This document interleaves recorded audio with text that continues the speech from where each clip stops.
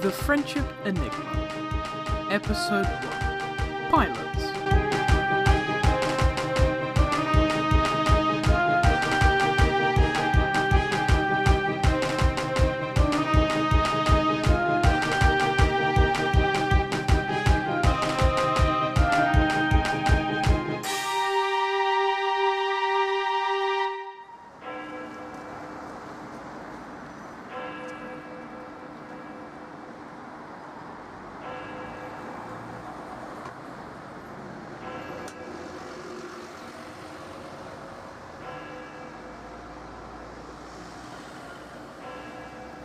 The clock tower in the centre of Tidmouth rang 8 times. It was 8 o'clock. The controller of the North Western Railway, Sir Topham Hatt, was sitting in his office reading his mail, as he usually did every morning.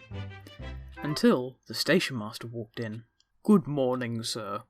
I've just gotten off the telephone. The Crovan's Gate works manager wants to speak to you immediately," he said. Sir Topham Hatt paused a moment. He looked at the letters on his desk. There was a letter from the works that had not been opened yet. He promptly opened it upon the station master's request, and read it.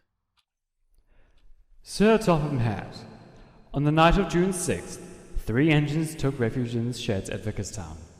They were then delivered to the works on the 7th by one of your locomotives. We do not yet know where they have come from, or indeed why. Until any information can be found, might I suggest storing them elsewhere as we are short on floor space? I feel it is important that we arrange a meeting here so we may discuss the matter further. Michael Cramley, Crovan's Gate Works Manager.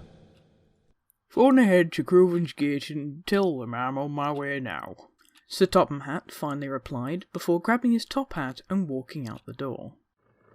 He had decided to take his car, not out of the ill faith of his own railway, but because it was more convenient not having to wait for the next train or organising a special. His journey was not long at all. Though it was tedious, the only thing relieving his boredom was looking out as he drove along, taking in the beautiful countryside of Sodor in the early morning sun. He arrived at Crovan's Gate and parked in his reserved space. The works manager came out to greet him. "Ah, hello, sir. Nice to see you again," he exclaimed. Quite, Mr. Cramley. So, where are these 3 mystery engines of yours?" queried Sir Topham Hatt. "Right this way, sir," Michael replied, pointing toward the door to the main workshop. When they walked inside, Sir Topham Hatt was both amazed and confused. "I wasn't expecting such, strange engines to flee to my railway," he said, looking at the 3 engines, now stood before him, lined up together in varying states of disrepair. Michael then decided to introduce the engines, while trying to show off his railway knowledge. "As you can see, sir, we have a British Railways Class 03 shunting diesel, an XLNER Y3 shunter, and finally an XLMS Fowler 3F tank engine. The tank engine's class is normally referred to as a Jinty," Michael explained, feeling pleased with himself. "What repairs will be needed to have these 3 in operational condition?" Sir Topham Hatt asked, pondering the benefits of additional shunting engines. If the repairs were to be too expensive, he would try to contact their owners and have them sent home. The fact that these engines were trying to run away from their homes was a thought that stuck in the back of his mind. There was probably good reason as to why he hated to hear of engines being mistreated. "Well, the 3F has the most damage. Both of its frames are cracked.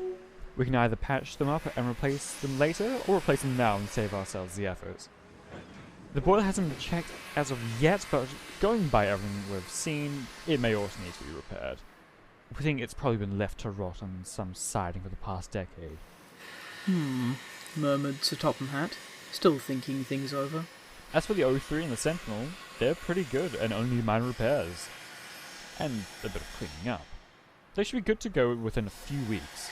"Hold on a moment. I've just noticed something." "What would that be, sir?" Michael quizzed. "There are 3 engines here, all with a 3 in their class names, and all 3 are Y3 and a 3F, explained Sir Topham Hatt.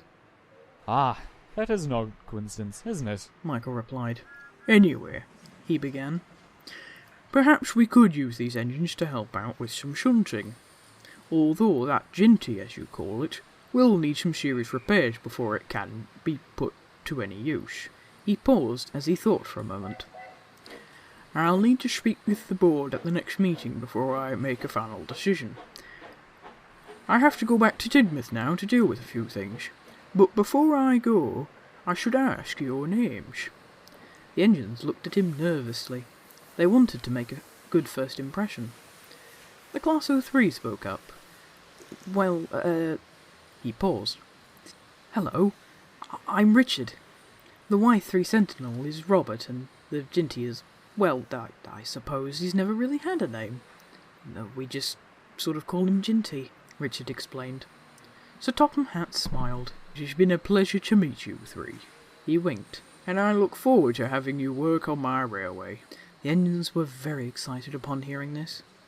He then walked calmly out to his car, and was about to get in when Michael stopped him. Sir, I was wondering if I could possibly... "Stow it, Michael," Sir Topham Hatt interrupted. "I know what you're about to ask, and I've said this to you many times before. The answer is still no. And do not ask me again." Sir Topham Hatt then got in his car, shut the door, and drove away. Darn. Michael sighed. Michael walked back to his office, hoping to make a start on the endless mountain of paperwork, when Mr. John Dobson walked in. Mr. Dobson was not the kind of person you would describe as intelligent. However, he was extremely helpful. He was always the first man to be called upon to do the dirty work, and the odd jobs that Michael didn't particularly want to do himself. "Excuse me, sir, but have we gotten the all clear from Fatty for those Thyco boxes?" Mr. Dobson asked. Teledicopody boxes? No, of course we don't, John. But we do have permission to repair and restore the engines, he replied in a sly manner. I don't get it," John replied. Michael was frustrated. Ugh! Don't you see, John? If we fit these devices, then we can finally take over this railway once and for all. He menaced excitedly. "Why do we even want to take over the railway anyway, sir?" Mr. Dobson asked while scratching his head, quite clearly confused by the situation. I'm going to take over this lucrative railway and suck it dry of any assets. Then I'll use the money to finally complete my ultimate plan, he said, in a confident and triumphant voice. "You?" John managed to ask, surprising Michael. That's what I said. Us, came the reply, clearly trying to cover himself. Right. So, for the banana then?" John stammered while regaining some brain cells. Yes, go, and do it to the Jinty first. Ha ha! Wait, don't activate them just yet, John. We'll need to wait for the perfect time to strike. "Yes, sir," John managed to respond as he slammed into the door, and then opened it and wobbled out the office. Richard was excited. This is a new era for us, guys. Now let's take this opportunity to savour the moment, as this is our new beginning. A second chance, eh? Robert then butted in. "Stop right there. Sometimes I don't know what goes on in that grill of yours. But I agree. Let's savour this moment for all it's worth. Who knows what the future may hold. We may have to make a good impression if we're to stay here, though," he explained. Jinty then chipped in. "No worries. I got this. Good impressions. Ha! Now that I can do." Maybe leave that to us, Jinty. You seem to be, well, almost entirely accident-prone," Robert replied. "I mean, just look at you. What even happened?" Richard asked in confusion. Jinty paused. "Oh, it's a long story," he finally answered. Richard, at that moment, was feeling very philosophical. If you think about it, though, isn't everything a long story? "Oh, shut your flaps, Richard," Robert replied, cheekily.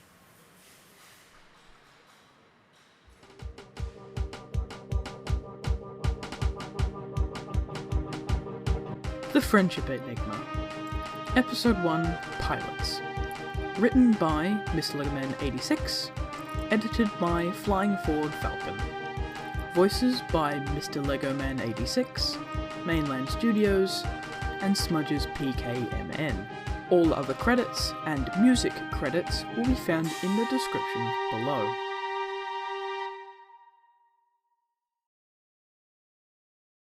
You're exposing your undercarriage. Shut your flaps. Oh, shut your flaps, Richard. Shut your flaps, Richard. Hey, shut your flaps, Richard. You're exposing your undercarriage. Oh, no. Oh, shut your flaps, Richard. You're exposing your undercarriage. Heart to tar. Heart to tar to tar to tar.